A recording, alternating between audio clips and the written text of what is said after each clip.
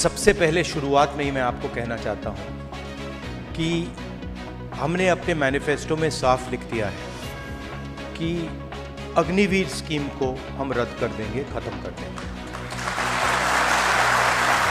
अब मैं जानता हूं कि आप ताली बजा रहे हो, बट आपका नुकसान तो हो गया है। एक प्रकार से आपको तो चोट लग गई है और आपने एक सपना देखा था, आर्मी में जाने का सपना देखा था, देशभक्ति का सपना था। वो सपना अभी पूरा नहीं हुआ है। तो मेरी सोच है, जो 1,50,000 हमारे युवा हैं जिन्होंने आर्मी की पूरी प्रोसेस कंप्लीट की थी, अपनी जिंदगी के साल दिए, रनिंग की, वेट ट्रेनिंग की, अपनी स्ट्रेंथ बढ़ाई, उनको कोई ना कोई कॉम्पनसेशन तो मिलना ही चाहिए, कोई ना कोई रास्ता उनके लिए निकलना चाहिए। तो ये अब वो क्या रास्ता होगा, वो सरकार में आने के बाद हम उसको थोड़ा एनालाइज करेंगे। मगर मेरी सोच है कि ये जो 1,50,000 युवा हैं जिनको आर्मी ने एक्सेप्ट किया था, इनको कोई ना कोई कॉम्पनसेशन तो मिलनी ही पड़ेगी। देखिए, अग्निवीर स्कीम जो है वो एक्चुअली इंडियन आर्मी का स्कीम नहीं है। जब हमने थोड़ी गहराई में पता लगाया तो जब ये स्कीम बनाया गया, ये स्कीम आर्मी के लोगों ने नहीं बनाया है। जैसे नोटबंदी हुई थी, जहां फाइनेंस मिनिस्टर से नहीं पूछा गया, आरबीआई से नहीं पूछा गया, सीधा बाईपास कर दिया गया, पूरा सिस्टम बाईपास कर दिया गया, वैसे ही अग्निवीर स्कीम को बनाने में पूरा सिस्टम बाईपास कर दिया गया। ये प्रधानमंत्री के ऑफिस में डिसीजन लिया गया, एनएसए ने डिसीजन लिया, नेशनल सिक्योरिटी एडवाइजर ने डिसीजन लिया, आर्मी से नहीं पूछा, बाकी फोर्सेस से नहीं पूछा। तो एक गलती तो स्कीम है कि स्कीम ही गलती, मगर दूसरी गलती यह भी है कि आपने ये स्कीम लागू किया, मगर जिन लोगों के लिए आप स्कीम बना रहे हो, ना आपने उनसे पूछा, ना आपने सेना से पूछा, ना आपने हिंदुस्तान के डिफेंस एस्टेब्लिशमेंट से पूछा। मतलब आपने पूरा का पूरा कॉन्स्टिट्यूशन, पूरा का पूरा सिस्टम बाईपास कर दिया। तो ये मेरे मुताबिक दो प्रॉब्लम्स हैं। अभी चुनाव हो रहा है और कॉन्स्टिट्यूशन पर, संविधान पर पूरी फुल अटैक किया जा रहा है। हिंदुस्तान में 15% दलितों की आबादी, ठीक है, 8% आदिवासियों की है। आप जानते हो पिछड़े वर्ग के कितने लोग हैं हिंदुस्तान में? यहां पे पिछड़े वर्ग के लोग हैं ना, है ना? आप जानते हो आपकी आबादी कितनी है?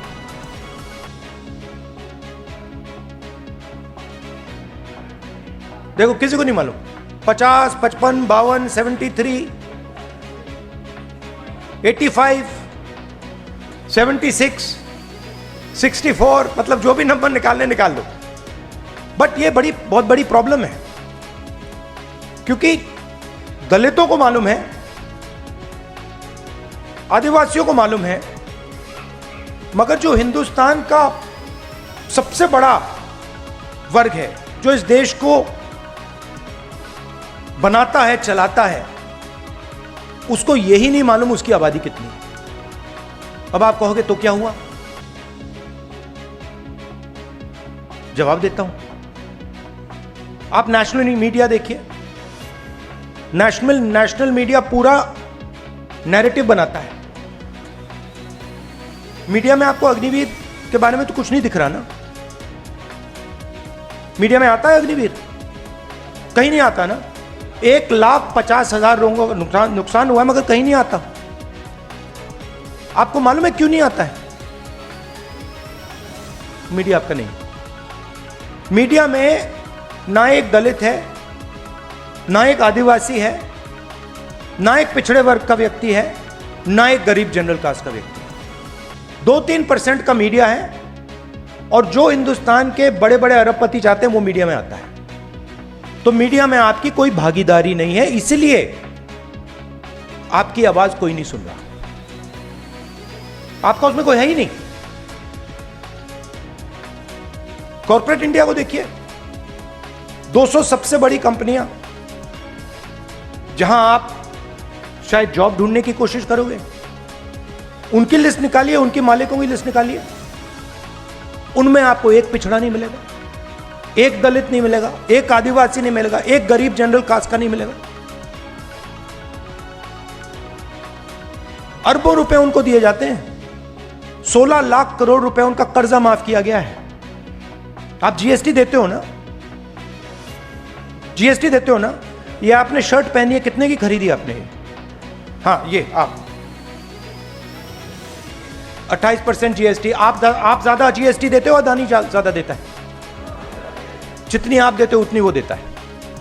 अगर वो शर्ट खरीदेगा, आप 28 दोगे तो वो भी 28 देगा, आप भी 28 दोगे। जीएसटी एक जैसे दे रहे हो, पूरा का पूरा पैसा उनको जा रहा है, आपको 1 रुपया नहीं। आपका कभी कर्जा माफ हुआ है? कभी नहीं। आपके पिता का कर्जा माफ हुआ है? आपके किसी रिश्तेदार का कर्जा माफ हुआ है? नहीं। अदानी जी का 22 अरबपतियों का 16 लाख करोड़ रुपया माफ हुआ है। 16 लाख मतलब, बात समझो, 24 साल का मनरेगा का पैसा उनका माफ हुआ है। अब मैं ये सवाल पूछ रहा हूं कि अगर उनका हो सकता है तो ये जो युवा हैं जो अग्निवीर के लिए मतलब लाइन लगा रहे हैं, सेना में जाने के लिए लाइन लगा रहे हैं, या शिक्षा में कॉलेज यूनिवर्सिटी में पढ़ना, उनका क्यों नहीं हो रहा? मतलब आपकी क्या गलती है? आपने क्या किया? क्यों? क्योंकि आपकी भागीदारी नहीं है। आप ना मीडिया में हो, ना कॉर्पोरेट इंडिया में हो, ना स्कूल कॉलेजेस चलाते हो, ना सरकारें चलाते हो। आपको वो फोन दे देते हैं। इंस्टाग्राम यूज करते हो आप लोग? देखते हो ना इंस्टाग्राम? आप लोग इंस्टाग्राम पे हो, रील देख रहे हो। रील देखने से पैसा तो नहीं बन रहा ना, खर्च हो रहा है ना। तो ये मेन मुद्दा है हिंदुस्तान में कि ये जो 90% लोग हैं, इनकी भागीदारी कितनी है? अगर कर्जा माफ हो रहा है तो 90% का कितना हो रहा है? सरकार को 90 अफसर चलाते हैं, हिंदुस्तान की सरकार को नरेंद्र मोदी जी साइन करते हैं। 90 आईएएस अफसर हिंदुस्तान की सरकार को चलाते हैं। फाइनेंस मिनिस्ट्री में है, डिफेंस मिनिस्ट्री में है। अग्निवीर का निर्णय उन्होंने लिया है। नरेंद्र मोदी जी ने अग्निवीर का डिसीजन सोचा और उन्होंने एक्शन किया। पूरा स्ट्रक्चर उन्होंने बनाया, कितने पैसे मिलेंगे, कितने सालों के लिए होगा, ये पूरा उन्होंने बनाया। 90 हैं, 90 में से 3 पिछड़े वर्ग के हैं और उनको पीछे किसी छोटे से डिपार्टमेंट में बैठा रखा है। फाइनेंस मिनिस्ट्री में कोई नहीं है, डिफेंस मिनिस्ट्री में कोई नहीं है, बड़ी बड़े मंत्रालयों में कोई नहीं है। 3 दलित, 3 ओबीसी, 1 आदिवासी।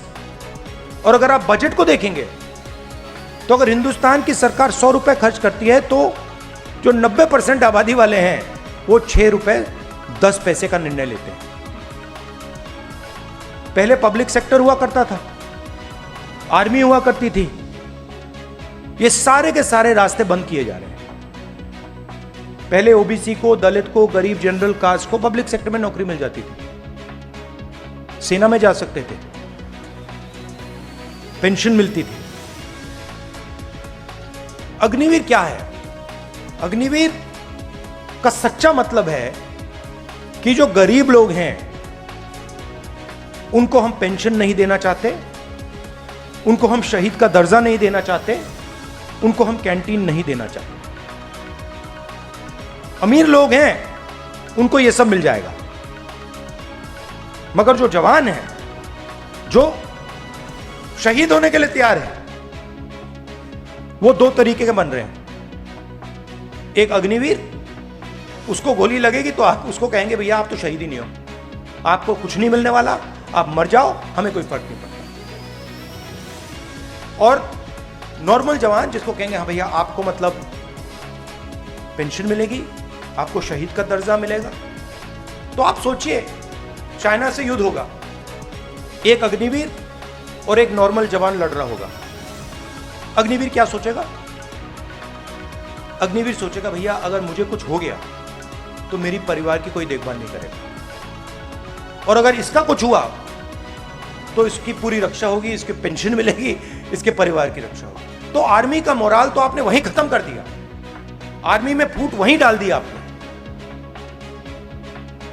तो इसलिए हम अग्निवीर को खत्म करने जा रहे हैं। और मैं चाहता हूं कि आप थोड़ा पॉलिटिकली सोचिए, पॉलिटिकली एक्टिवेट होइए। आप 90% में से हो, आपकी शक्ति है, आप शक्ति अपनी पहचानो। मैं हैरान हो गया कि 1,50,000 अग्निवीर हैं, एक्स अग्निवीर, सॉरी, जिनको मतलब आर्मी ने एक्सेप्ट किया था, उनको फिर बाहर निकाल दिया, पेंडिंग। बट मैं आपको सच बताऊं, जितनी आपकी आवाज होनी चाहिए उतनी आपकी आवाज नहीं थी। ये रियलिटी है। अब उसका कारण है कि मीडिया भी आपके खिलाफ, कॉर्पोरेट इंडिया भी आपके खिलाफ, सरकार आपको धमका रही है, शासन धमका रहा है, फोटो ले रहे हैं, कह रहे हैं जॉब नहीं मिलेगी, वो सब है। मगर 1,50,000 लोगों में शक्ति भी बहुत है। वही तो पाकिस्तानी, खालिस्तानी, वो सब। और आपके अंदर देशभक्ति का सच्ची आग है, आपके अंदर है, और आपको वो आतंकवादी कह रहे हैं, और पूरा मीडिया कह रहा है, वो पूरा का पूरा मीडिया कह रहा है, वो किसानों को कह रहे हैं, आपको कह रहे हैं। तो ये इसलिए मैं चाहता हूं कि हम एक साथ काम करें, और अगर हम आपकी मदद कर सकें, आपको आपके लिए एक आर्मी में रास्ता बना सके, तो हम पूरी कोशिश करके आपके लिए रास्ता बनाएंगे। अब आपके कोई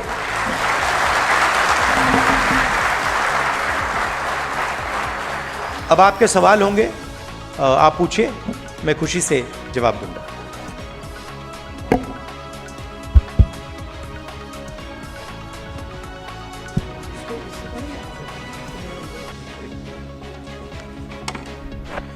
एक तो राहुल जी, जो आज ये हमारे तमाम छात्र और स्टूडेंट्स, यंगस्टर दोस्त मेरे आए हुए हैं, ये अपने अपने ज़िलों में अग्निवीर को लेके बहुत बड़ी लंबे समय से लड़ाई लड़ रहे हैं। कुछ ऐसे भी छात्र मुझे आज भी मिले और गाँव में भी मिले कि जिनके ऊपर बहुत गंभीर मुकदमे भी दर्ज कर दिए सरकार ने, जब इन्होंने इसको लेकर प्रोटेस्ट करना शुरू करा।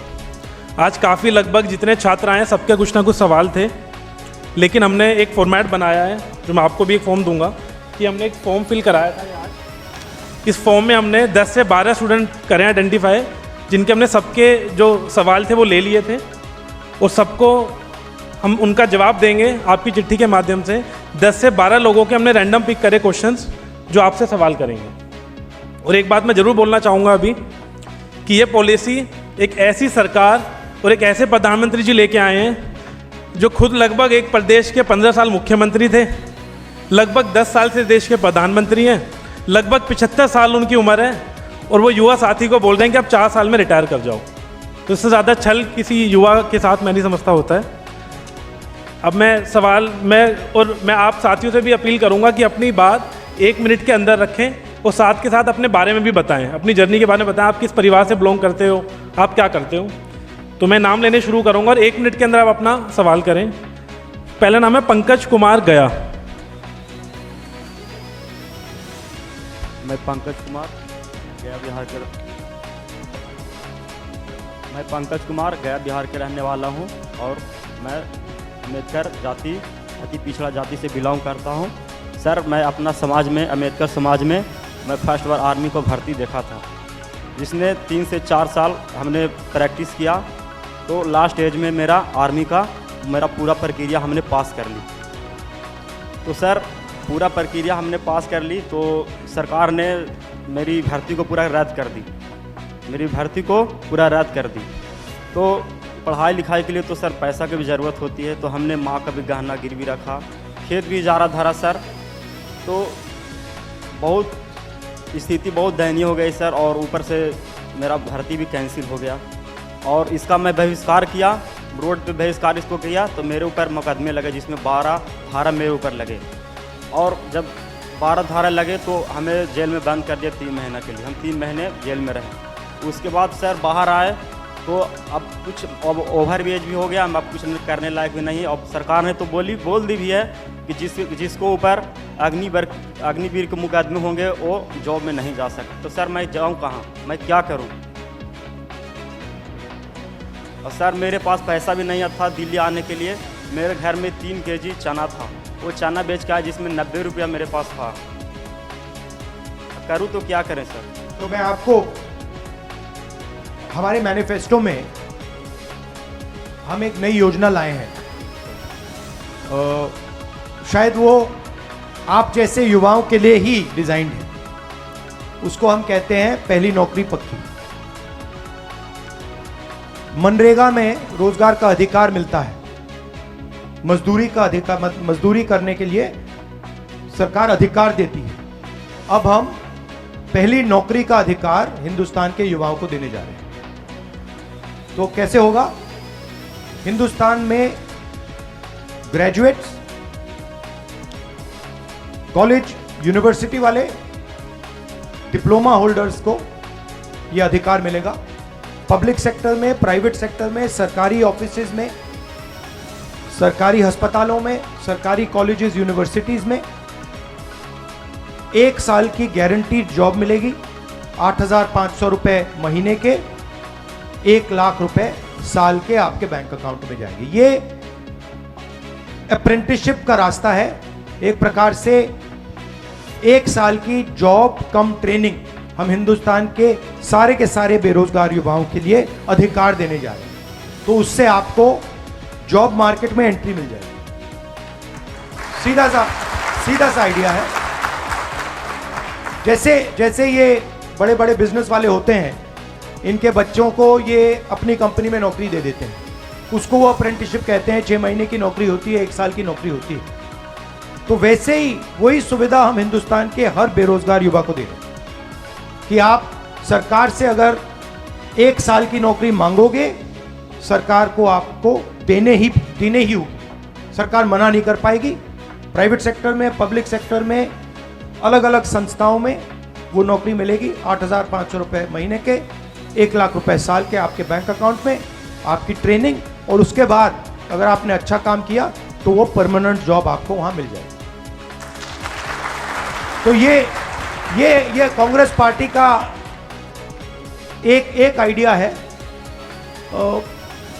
मगर देखिए, पिछले 10 सालों में जो रोजगार का सिस्टम है उसको खत्म कर दिया गया है। गलत जीएसटी लागू करके, नोटबंदी लागू करके जो छोटे बिजनेस वाले, स्मॉल और मीडियम इंडस्ट्री वाले जॉब देते थे, उन सबको खत्म कर दिया है और सिर्फ अदानी, अंबानी, इन लोगों को पूरा फायदा दिया है। ये लोग जॉब नहीं दे सकते। ये लोग मतलब ज्यादा से ज्यादा 1,000, 10,000, 15,000 जॉब दे सकते हैं। ये लाखों करोड़ों लोगों को रोजगार नहीं दे सकते। तो पूरे सिस्टम को थोड़ा बदलना पड़ेगा। बैंक के दरवाजे छोटी कंपनियों के लिए, स्मॉल मैन्युफैक्चरर्स के लिए, आप लोगों जैसे एंटरप्रेन्योर्स के लिए खोलना पड़ेगा। वो थोड़ा लंबा काम होगा, मगर एकदम सरकार आने के बाद हम ये अप्रेंटिसशिप का अधिकार आप सबको देने जा रहे हैं। तो ये हमारी सोच है। सेकंड क्वेश्चन, ठेकेदार राउत, कालिंदी, उड़ीसा।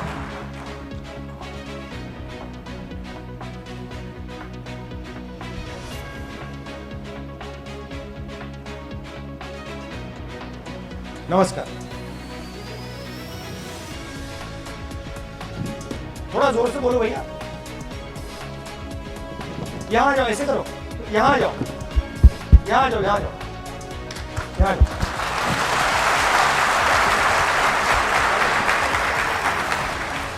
ऐसे करो, जो जिससे क्वेश्चन पूछ रहे हो उनको यहीं बोलो।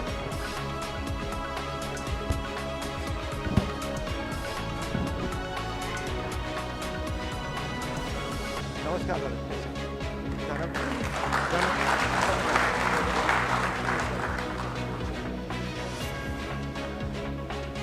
नमस्ते सर, मेरा नाम टंकाधर राउत है। मैं उड़ीसा का कलांडी डिस्ट्रिक्ट में रहने वाला हूँ और ओबीसी कास्ट में बिलोंग करता हूँ। मेरा क्वेश्चन तो 2 क्वेश्चन है, लेकिन पहला भाई ने पूछ लिया। मैं भी 1.5 लाख की वजह से हूँ, जो कि पेंडिंग आर में भर्ती से कैंसिल हो गया, और वो तो पूछ लिया, आंसर में मैं पा गया मैं। लेकिन सेकंड क्वेश्चन ये है कि जब भी वैकेंसी आती है तो जो रिजर्वेशन जो रहती है, तो गवर्नमेंट ने जानबूझ के वो वैकेंसी कम कर रही है, इसलिए कि रिजर्वेशन ना दे। तो इस बारे में मैं आपके कुछ जानना चाहता हूँ सर, जब आपकी सरकार आएगी तो इस बारे में आप काम करेंगे या नहीं, ये मैं पूछना चाहता हूँ। तो शुरुआत में मैंने कहा कि जो 90% आबादी वाले लोग हैं, दलित, आदिवासी, पिछड़े लोग, उनको यही नहीं मालूम कि उनकी आबादी कितनी है। और अगर आप उनसे पूछो कि भैया आपके लोग मीडिया में कितने हैं, कॉर्पोरेट इंडिया में कितने हैं, अलग अलग कंपनियों में कितने हैं, उनको मालूम ही नहीं। तो आपको अपनी भागीदारी के बारे में मालूम ही नहीं कि हिंदुस्तान का धन जो है उसका कितना भाग आपके हाथ में, आपको मालूम नहीं।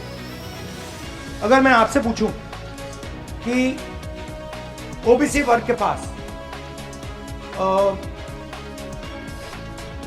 हिंदुस्तान का कितना धन है, आप बता सकते हो?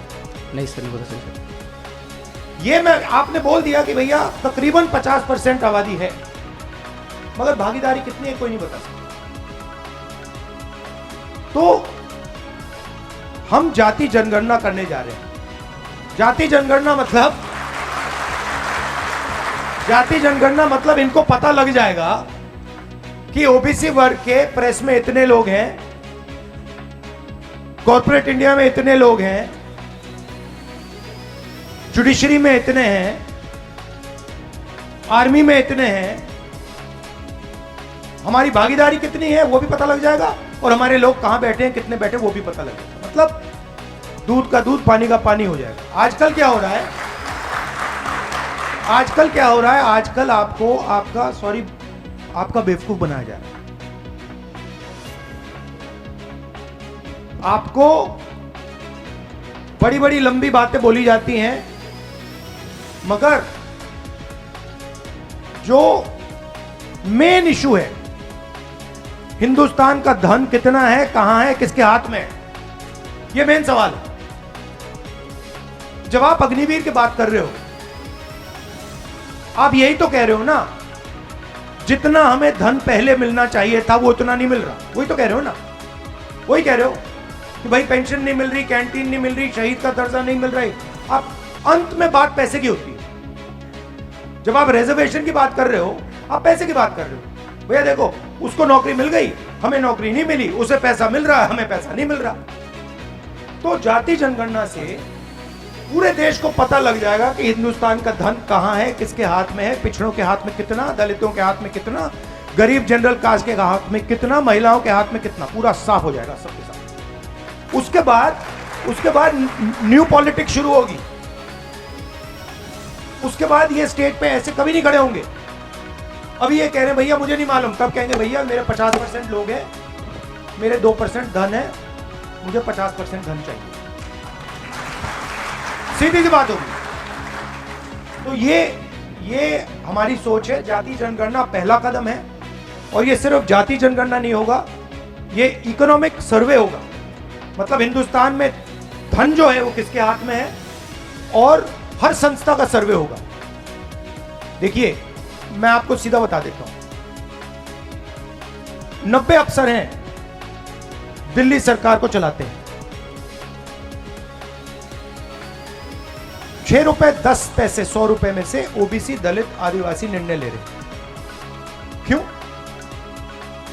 इनको कोने में कैसे बैठा रखा है, बताइए कैसे? इनमें कोई कमी तो नहीं है ना, आप में कोई कमी तो नहीं है ना? कोई कमी नहीं है। तो अगर कमी नहीं है तो ये आगे क्यों नहीं बढ़ रहे? हाँ, ताकत पता नहीं है। और एक और ACR, एनुअल कॉन्फिडेंशियल रिपोर्ट, जिससे इनकी हत्या होती है।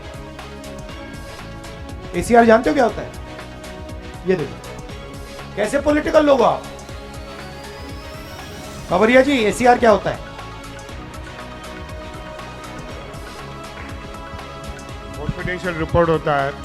जैसे मैं राहुल जी के साथ काम करता हूँ, 1 साल के बाद राहुल जी देखते हैं कि बाबरिया जी क्या काम कर रहे हैं, मगर वो उसमें कोई बड़ी एक ऑब्जेक्टिव की वजह कोई लाइकिंग डिसलाइकिंग से मेरे ख़त्म कर दिया कि तो बराबर नहीं है, तो जो उसका ACR होता है मेरा ख़त्म हो गया, तो मेरा आगे बढ़ने का रास्ता बंद हो जाता है। तो जहाँ तक आपकी सिस्टम का सवाल है, ऑफिसर्स होते हैं, अन्य अपर कास्ट से होते हैं, क्या होते हैं, तो वो लोग आपका रिपोर्ट ख़त्म कर देते हैं, तो आपको प्रमोशंस भी नहीं मिलता है और आपको सही जगह भी नहीं मिलती है। तो ऊपर जो अफसर बैठा होता है, सिंपल सी बात है भाई, ऊपर जो अफसर बैठा होता है उसको ACR का हक मिलता है। ACR मतलब एनुअल कॉन्फिडेंशियल रिपोर्ट। तो जो भी मुझे अच्छा नहीं लगता उसको मैं खत्म कर देता हूं। मैं सीनियर अफसर बैठा हूं, मुझे दलित अच्छे नहीं लगते, खराब ACR दे दी। मुझे OBC अच्छे नहीं लगते, खराब रिपोर्ट दे दी।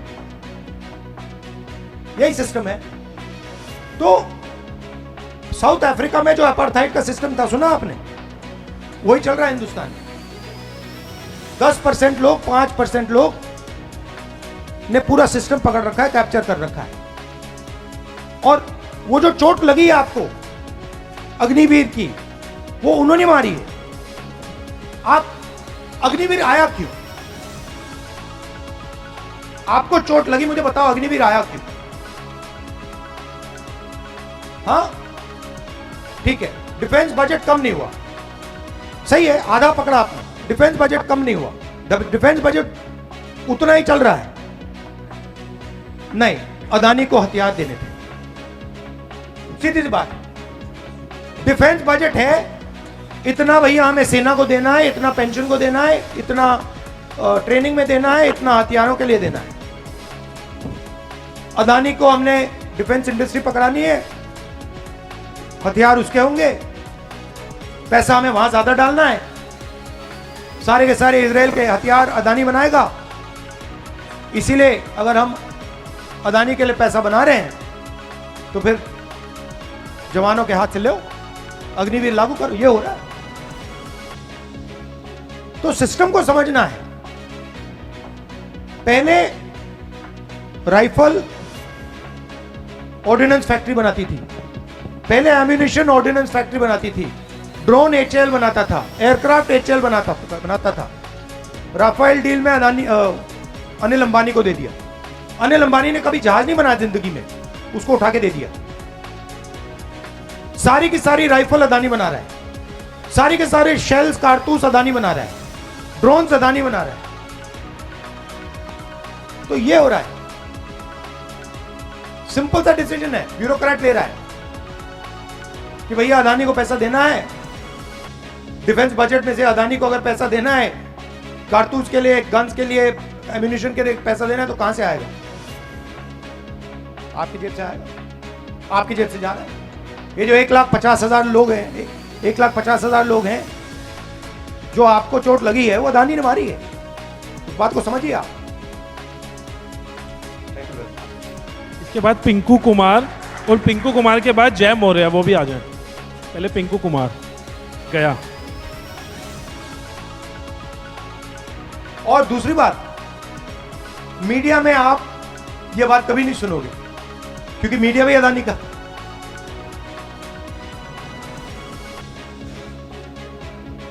वेस्ट इंडिया कंपनी है, पहले ईस्ट इंडिया थी, अब वेस्ट इंडिया हो गई है।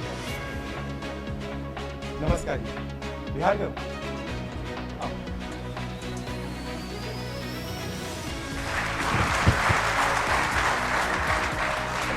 मैं पिंकू कुमार, गया बिहार से, OBC जाति। मैं वही जो भाई लोग बता रहे हैं, 1.5 लाख युवा पीड़ित अभी तक घूम रहे हैं, दर दर की ठोकरें खा रहे हैं, पैसे नहीं घर से मिल रहे हैं, नहीं जुट पा रहा है गार्जियन से आके यहाँ बंगला साहिब गुरुद्वारा में खाना खाया जा रहा है, फिर लात मार के भगाया जा रहा है। फिर वही ट्रेन पकड़ के वहाँ भी टीटी भी घूसा मार रहा है, ट्रेन में जगह भी नहीं मिल रही है। बाथरूम के गेट पे सो के जाते हैं, आते हैं। वंदे वंदे भारत, वंदे भारत, वंदे भारत, वंदे भारत हम लोग का नसीब ही का है सब। वही बात बताने आए हैं कि जो बीजेपी बता रहे हैं कि हमारी कांग्रेस की सरकार आएगी तो मंगलसूत्र होता है जो माँ पहनती है, वही बेच देगी कांग्रेस। तो हमने सोचा कि हमारा जो खाया है पैसा, जो 1.5 लाख युवा का जो हम लोग गिरवी रख के पैसा पढ़ाई कर रहे थे, संस्था में दिए, माँ का गहना बेचे और खेत का गिरवी भी धर दिए हैं सर, और उसका भी संस्था में पैसा जो अति भी कर दिए हैं। अभी तक गहना भी नहीं छूट पाया है, नहीं अति भी छूट पाया है। और हम लोग का वही बीजेपी बता रहा था कि कांग्रेस की सरकार आएगी तो मंगलसूत्र बेच के माँ का अधिक कर लेगा। तो हमने क्या कहा कि चलो आप लोग भी तो वही किए जो हम लोग को करना था, अति कर दिए, जो पेंडिंग युवा को अधिक बेरोजगार बना दिए। और वही हम लोग को गार्जियन बोलते हैं, जो बूढ़ा लोग है वहाँ गांव घर का, जो बोले कि गांधी युग में अच्छा शिक्षित लोग आ रहे हैं, उन लोग से जाकर मिलो। तो अभिलाष भैया हम लोग के साथ यूट्यूब द्वारा हम लोग को सहारा मिला। फिर कर्नल रोहित चौधरी सर हम लोग को फिर इतना अधिक पहुँचाए हम लोगों को यहाँ तक।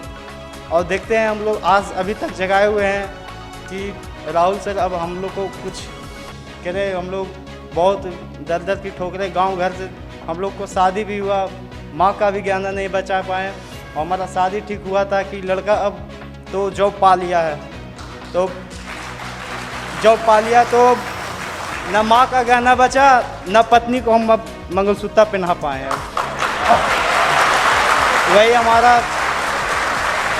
वही अब गांव से निकलते हैं तो बोलता है कि ये कौन जा रहा है, ये तो नकली फौजी है घर से था। वही सब ताने मारते हैं हम लोगों को जो, और पड़ोस तो खुश है कि हाँ चलो नकली फौजी यहीं, अब ये कुछ नहीं कर पाएगा। अब शादी भी नहीं हो रही है। जो लाते थे कि चलो ये लड़का फौजी बन गया, अब वो भी नहीं ला रहा है कि अब तो ये नहीं बेरोजगार हुआ है, अब वो भी नहीं आ रहा है कि हाँ ये लड़का का शादी होगा कि नहीं होगा, वो भी ख़त्म हो गया है। ये जो आपसे यही है कि हमारा ये भर्ती पूरा करवा दें आप लोग से, यही नहीं, हम तो पूरी कोशिश करेंगे कि कोई ना कोई कॉम्पनसेशन 1,50,000 युवाओं को कोई ना कोई कॉम्पनसेशन तो हम देंगे। आखिरी बात, ये जो बोल रहे हैं मोदी जी बोल रहे हैं, हमारी महालक्ष्मी योजना है, पता नहीं आपने सुनी है नहीं सुनी है? सुनी है। पहली बार दुनिया की कोई भी सरकार महिलाओं के बैंक अकाउंट में सीधा पैसा डालने जा रही है, और 10-15 हज़ार रुपए नहीं, 10-15 हज़ार रुपए नहीं, 1 लाख रुपए साल के हिंदुस्तान की सबसे गरीब महिलाओं के बैंक अकाउंट में डाल रहे हैं।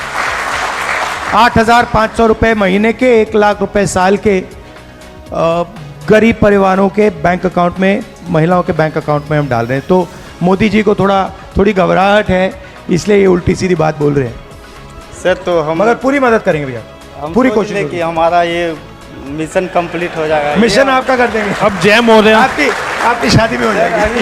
अभी तक चप्पल टूटल पहन के घूम रहे हैं इधर उधर सर। शादी हो जाएगी, शादी हो जाएगी। मैं आऊंगा आपकी शादी में, पक्का।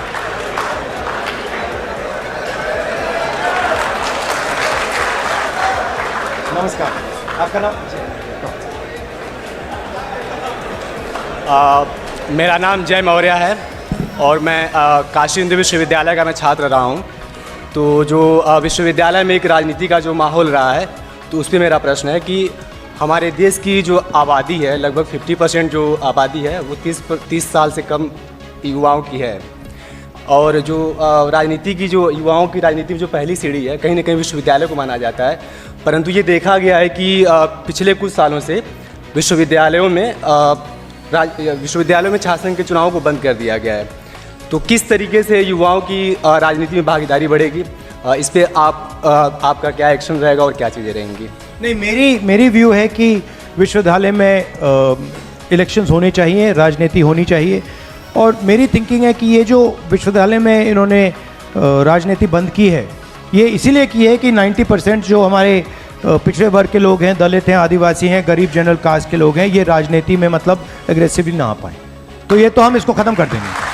और एक दूसरा क्वेश्चन था कि जो सक्रिय राजनीति है उसमें जो जातिगत आधार माना जाता है कि जिसकी जितनी हिस्सेदारी हो उसको उतनी भागीदारी, तो राजनीति में इसको कैसे शुरू किया जाएगा कि जिसकी जितनी हिस्सेदारी हो उसको राजनीति में उतनी जगह दी जाए?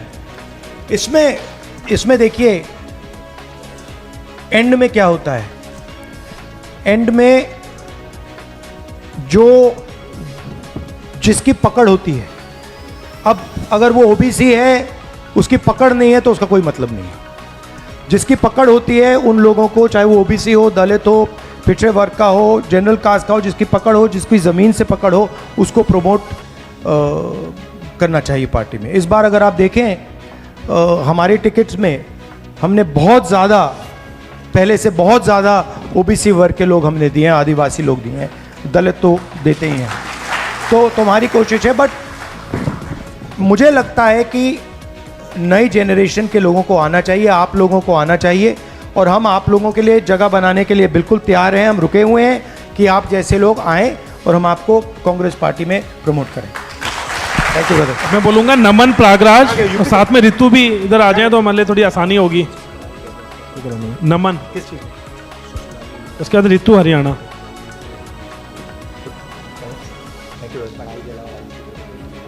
ठीक है, बिल्कुल।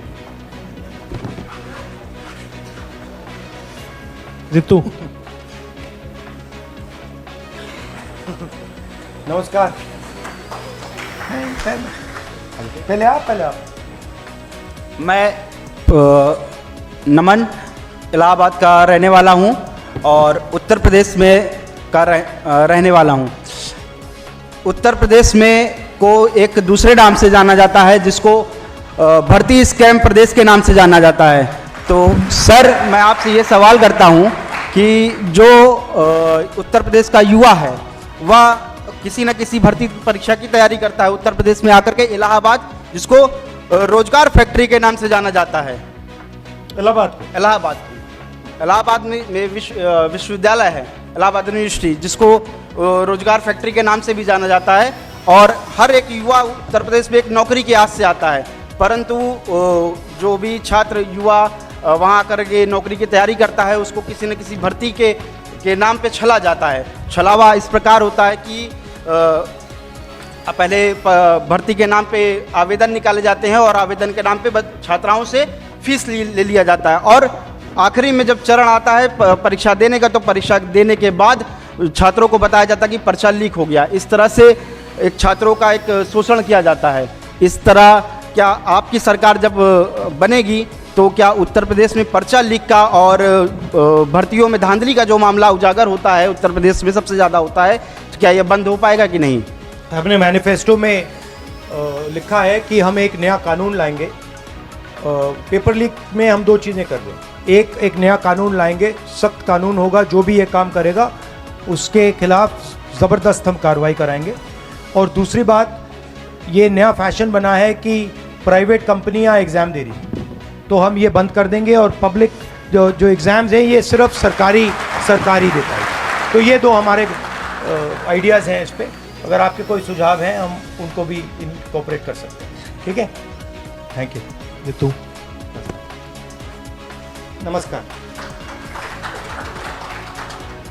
नमस्कार, मेरा नाम ऋतु है। मैं बहादुरगढ़ हरियाणा से बिलोंग करती हूँ। मेरे पिताजी एक किसान हैं, मैं आम किसान परिवार से बिलोंग करती हूँ। मेरा सवाल यह है कि महिलाओं को मानसिक तौर पर और शारीरिक तौर पर योग्य नहीं समझा जाता कि वो आर्मी में जाकर अपना योगदान दें, और मेरा सपना है कि मैं कमांडो फील्ड में जाके एक कमांडो बनूँ। और जहाँ तक बात की जाए अग्निवीर महिलाओं की, वह अपनी क्षमता को प्रदर्शित कर कर भी वापस उसी मानसिकता में उनको लौट कर आना होता है। तो मेरा सवाल आपसे यह है कि आप अग्निवीर महिलाओं के लिए और महिलाओं की भर्ती को लेकर सेना में आपकी क्या योजनाएं हैं, अगर आपकी सरकार आगे आने वाले टाइम में? नहीं, देखिए, अग्निवीर को तो हम हमारे मैनिफेस्टो में लिखा है कि हम खत्म कर रहे हैं, तो अग्निवीर को तो स्क्रैप करा जाएगा अगर हमारी सरकार आएगी। जो पहला सिस्टम था, जो परमानेंट सिस्टम था, पेंशन वाला सिस्टम था, उसको हम फिर से लागू करेंगे। जहाँ तक महिलाओं की बात है, देखिए, ये अंत में ये डिसीजन सेना का होता है, मगर मेरी पर्सनल राय है कि महिलाओं को भी सेना में एक्सेस मिलनी चाहिए और जगह मिलनी चाहिए। बट अंत में ये डिसीजन, ये सेना का डिसीजन है और ये सेना को डिसाइड करना चाहिए कि कहाँ, किस प्रकार से और कितनी महिलाओं को वो यूज़ कर सकते हैं। मगर मैं चाहता हूँ कि ज़्यादा से ज़्यादा महिलाओं को सेना में, वायुसेना में, नेवी में जगह। सर, लेकिन अगर देखा जाए कमांडो की भर्ती में सिर्फ 3% महिलाएं हैं जो कमांडो के लिए अप्लाई करके आगे बढ़ी हैं।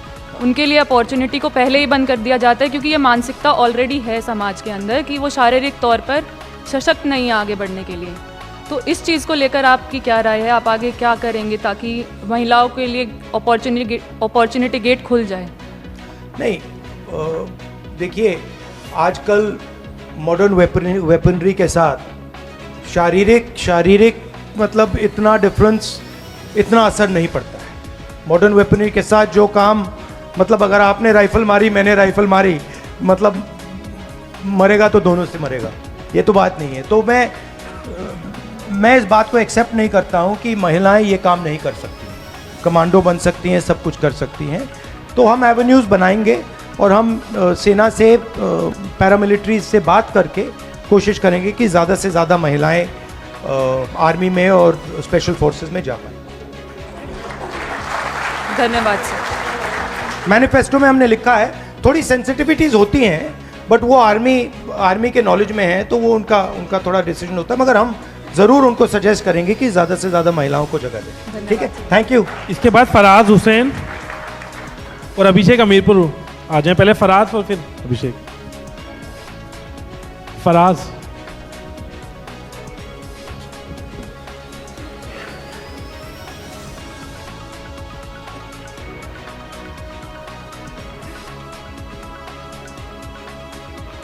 नमस्कार, कहाँ के हो आप?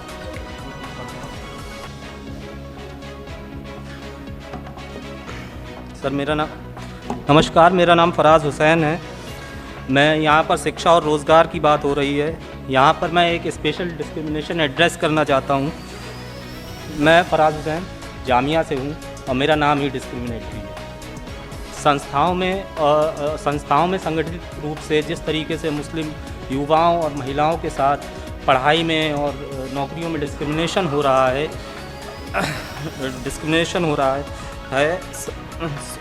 तो मुसलमानों के लिए क्या कांग्रेस का फ्रेमवर्क है? देखिए, हमारा फ्रेमवर्क कॉन्स्टिट्यूशन है और कॉन्स्टिट्यूशन में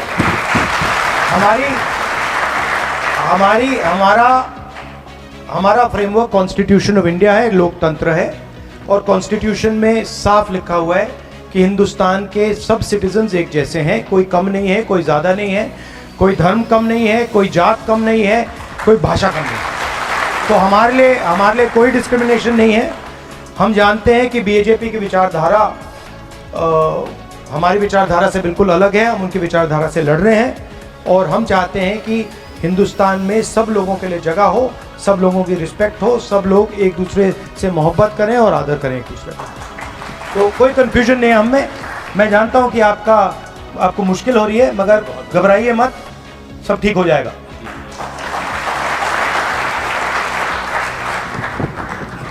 नमस्कार, कहाँ के हो? नमस्कार सर, मेरा नाम अभिषेक है। मैं हमीरपुर हिमाचल प्रदेश का रहने वाला हूँ। सर, मैं हमीरपुर वीरभूमि से रहने वाला हूँ। वीरभूमि सर मैंने इसलिए कहा क्योंकि हमारे यहाँ पे जितने भी युवा हैं, मतलब हर दूसरे के युवा का जो सपना था वो सेना में जाने का था। मैं अपनी बात करूँ सर, तो मेरे जो दादाजी थे वो भी आर्मी से रिटायर हैं, मेरे पिताजी भी वो भी आर्मी से रिटायर थे, और मेरा जो सपना था वो भी आर्मी का जाने का था। लेकिन जब से ये अग्निवीर भर्ती आई, इसमें मतलब ये इसमें हमारा शोषण किया गया, सर क्या जाए एक तरफ से। तो आप 1,50,000 जी सर, जी सर। मतलब सर मैं बोलना चाहता हूँ कि जो हमारे साथ जो युवा थे, मतलब जो हम देखते थे जब हम अग्निवीर से पहले की जो बात थी, तब हर ग्राउंड मतलब सुबह 4-5 बजे युवा जो था साथी था वो 4-5 बजे से मतलब सड़कों पर दौड़ना, शाम को दौड़ना, कॉलेज मतलब इनफैक्ट कॉलेज में जाना तो क्लासेस बंक करके हम ग्राउंड में जाते सर इसके करने के लिए। लेकिन जब से ये भर्ती आई मतलब तब से जो अग्निवीर भर्ती आई, इससे युवाओं को जो थोड़ा सा जो था अग्नि भर्ती के लिए जो थोड़ा सा जब दूर होते जा रहे सर युवा इससे करते हैं। और सर जो युवा थे वो अब जो पहले तो फिटनेस के थे आर्मी के लेकर, लेकिन अब वो युवा वही युवा जैसे आपने कहा सर कि वो इंस्टाग्राम पे दिला रहे हैं, और वही युवा जो कुछ साथी थे हमारे वो नशों की ओर जा रहे हैं सर। मतलब कि जो युवाओं के प्रथम जो पहले जो था कि वो युवा आर्मी के प्रति जो उनका कर्तव्य था, उनकी जो निष्ठा थी वो सर धीरे धीरे कम होती जा रही है। सर मेरा प्रश्न ये है कि सरकार का कार्य होता है कि एक उज्ज्वल भविष्य का निर्माण करना सरकार की जिम्मेदारी होती है। तो सरकार तो सर अब जो ये एक भर्ती से थी सर, इसको सर जो स्कीम थी इसको मतलब एक परमानेंट जॉब होती थी हमारी युवा किसी की भी साथी के लिए थे, सरकार ने इसको बंद करके से एक ठेके वाली भर्ती लेके हम कह सकते हैं कि एक भर्ती कर दी। फिर इसके बारे में हम सर बताएं कि हम कैसे। देखिए, जो कॉन्ट्रैक्ट लेबर होता है ना, अग्निवीर वही है। ठेकेदारी प्रथा है आर्मी में, और हम नहीं चाहते हैं कि आर्मी में ठेकेदारी प्रथा हो, तो हम उसको रद्द कर देंगे, खत्म कर देंगे, अग्निवीर को फिनिश कर देंगे। हमारे पिताजी भी कह रहे हैं कि ये खत्म हो गई, मतलब धीरे धीरे खत्म हो गई। एक 6 महीने में कभी सर एक सैनिक बन नहीं सकता है, कम से कम 6 साल बिल्कुल 6 साल के सैनिक बनने के लिए। तो और इसमें एक और बात है, अग्निवीर एक्चुअली आर्मी को वीकन कर रहा है, कमजोर कर रहा है, तो हम इसको बदलेंगे। 100% हमारी सरकार आएगी तो हम इसको बदल देंगे। क्योंकि वही युवा जो 24 वर्ष की आयु में जब मतलब उसको पता है कि 24-25 वर्ष में वो 3-4 साल नौकरी कर रहा है आर्मी की, वो अपना घर बनाएगा, सब कुछ करेगा। अभी जो नई भर्ती रही इसके करके वो युवा जो है वो 24 साल की उम्र में घर बैठ जा रहा है, उसमें उसकी शादी भी होगी सर। कोई बच्चों के मतलब पेरेंट्स जो पीछे की होती है कि उनको उम्मीद होती है मेरे बच्चों की, हमारा बच्चा घर बनाएगा, सब कुछ करेगा, मतलब तो फिर उससे तो हमारा शोषण ही हो रहा है ना, कि युवाओं का शोषण हो रहा है सर। बिल्कुल हो रहा है बिल्कुल सर, तो इसको हम करेक्ट कर देंगे। जी सर। Thank you. अबे नंदिनी, उत्तराखंड।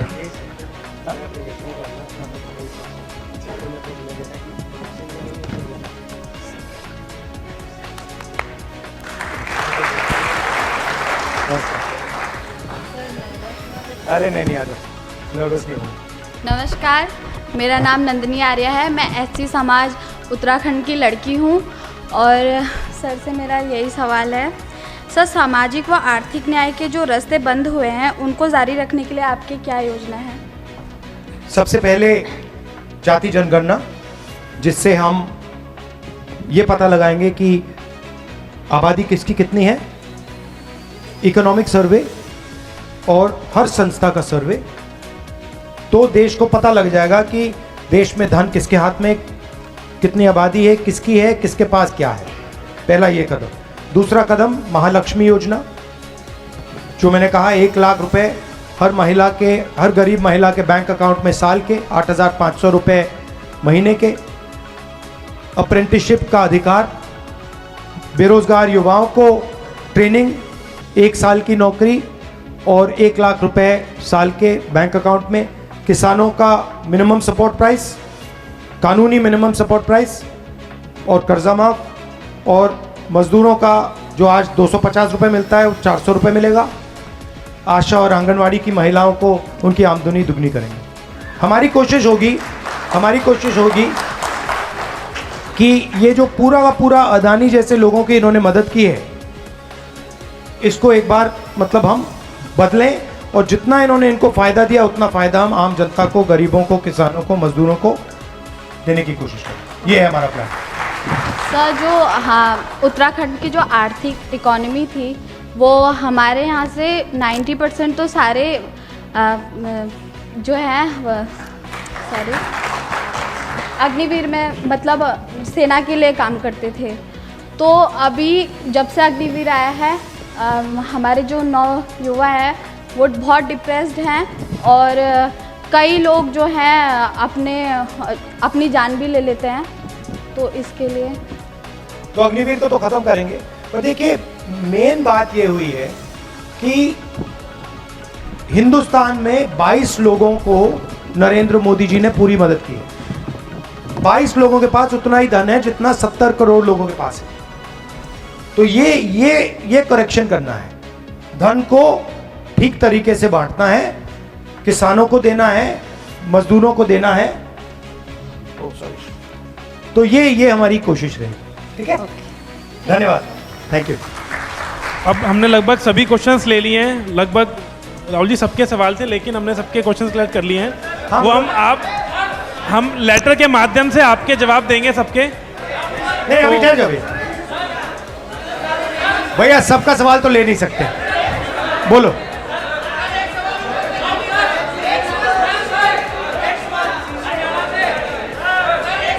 अब हो गया, आप ऐसा तो सबके नहीं कर सकते। जो सवाल हैं वो हमने ले लिए थे, हम आपको नहीं लेटर कर के जवाब से देंगे।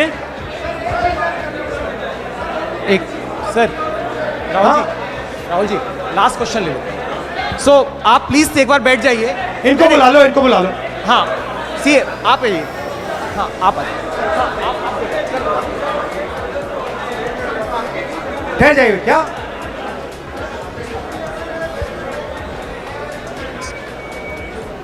तो राहुल जी हमने ये फॉर्मेट इज, इन लोगों के सवाल जवाब नहीं होंगे, सो वील बेसिकली राइट। हाँ नमस्कार सर, क्या सवाल है? मैं सर बता दें। सर मैं जितेंद्र यादव बहरोड अलवर राजस्थान से आया हूं सर। और सर मैं 2 मिनट लूँगा सर सिर्फ। मेरा कोई पॉलिटिकल वो नहीं है। मेरे को फ़ोन गया, मेरे को पता लगा, मैं आया हूँ।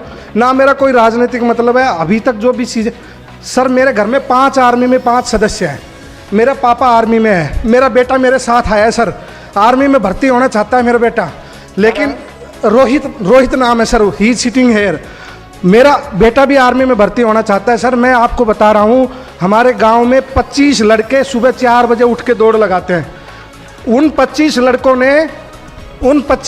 ने साथ जब हमारे यहाँ पे पोलिंग हुई तो मेरे को कहा, अंकल जी हम बूथ पे खड़े होंगे, और हमारे बूथ से पार्टी को जिताया इन लड़कों ने। इनका वोट भी नहीं है इन लड़कों ने। किस लिए?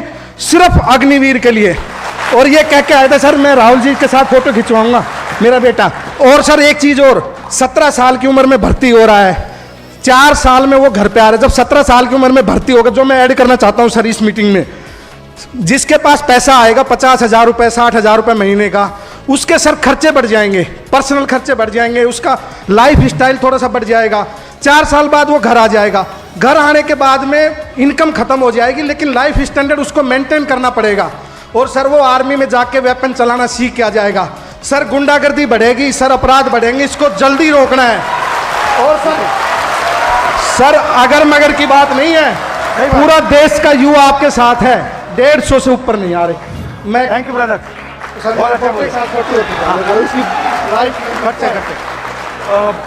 He wants a photograph, so just take him out so that we can get a photo. आ जाओ रोहित, चलो आ जाओ, ऊपर आ जाओ। सर मेरे मोबाइल से ले लो। हाँ ले सर, ये क्या बात है? अब मेरा आपसे निवेदन है कि व्यवस्था बनाए रखें, इसके बाद आ जाओ। सर इसका ड्रीम था। Thank you sir, love you brother, thank you. हमारे दूध से अलवर से ललित यादव जी की देखिए, नहीं मैं बता रहा हूं, सुनिए, सबके जवाब तो नहीं दे सकते क्योंकि मुझे अगला प्रोग्राम भी करना है, मगर जो आपके सवाल हैं अगर आप लिखित में दे देंगे, हम हर सवाल का आपको जवाब दे देंगे। आप सबका दिल से बहुत बहुत धन्यवाद कि आप आए, और हमारी कोशिश होगी जो 1,50,000 लोग हैं उनकी हम मदद करें, उनके लिए हम रास्ता खोलें। धन्यवाद, जय हिंद। राहुल जी अभी हम संविधान की शपथ लेंगे। सभी बैठे रहिए, संविधान की शपथ लेनी है। सभी बैठ जाइए, संविधान की शपथ लेनी है। साथियों, संविधान हम सबसे ऊपर है, संविधान की शपथ लेनी है, बैठ जाइए।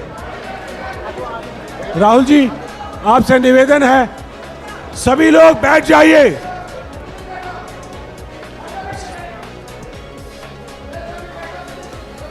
सभी लोग अपनी अपनी जगह पर खड़े हो जाएं। अच्छा, जय हिंद साथियों। आज संविधान को बचाने की जिम्मेदारी आपके पास है।